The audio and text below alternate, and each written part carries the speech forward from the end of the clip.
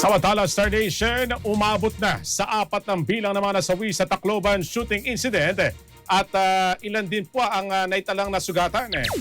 Para po sa buong detalye ng balita na yan, makakasama po natin live and direct mula po dyan sa Bombo Radio Tacloban, si Bombo Jake Pagipo. Bombo Jake, please come in. Good morning. Star FM Live Report. Umakyat na sa 4 na bilang ang namatay at 12 naman ang nasugatan sa naganap na krabaldukal na pamamaril sa loob ng isang paralan dito sa Tacloban sa San Jose National High School. Umakyat na sa 4 ang bilang ng mga namatay habang umakyat na rin sa 12 ang sugatan sa nangyaring pamamaril kahapon sa San Jose National High School, Tacloban.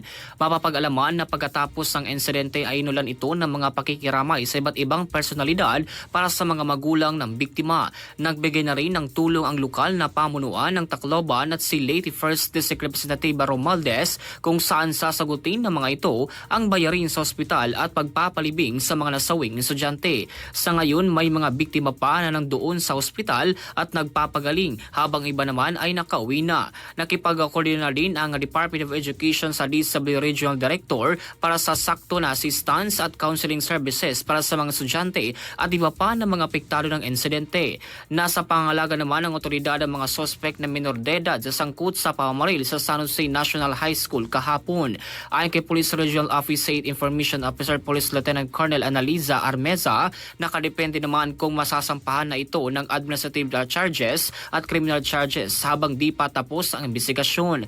Mapapag-alaman na gumamit ang mga suspect ng isang caliber 38 at 9mm Glock revolver sa pamamaril kung saan na-recover ng mga otoridad ang 40 na basiyo ng bala na pangyarihan ng krimen. Ayon pa sa ilang investigasyon, ang baril na mga ginamit ay nakarehistro sa isang active police sa Police Regional Office 8 habang ang isa naman ay nakarehistro sa isang private security guard sa Cebu City. Sa ngayong kinuha na rin sa posisyon ng mga suspitsado ang mga baril na kanilang ginamit sa madugong pamamaril sa loob ng school premises. Nagpatupad na rin ng suspensyon ng klase sa lahat ng mga paralan ngayong araw ng Hunyo 23 dahil sa trauma ng ilang schools under DepEd further notice. Sa ngayon, nagpapatuloy pa ang investigasyon ng mga otoridad sa nasabing pangyayari. So as of now po, the concerned personnel is already placed under restrictive custody and she was already terminated from her designation.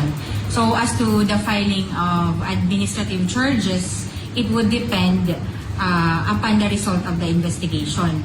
As to the filing naman of criminal charges, I cannot comment on that yet, sir, kasi it would depend also sa surrounding circumstances and masyado pang maaga to comment on that.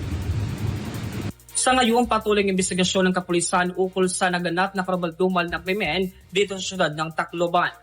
At mula dito sa impilang na Bombo Radio Tacloban, ito si Bombo Jake Pagipo, and this is Bombo Radio Philippines, the number 1 and most trusted source of news and information, Basta Radio Bombo. Star FM News Connect.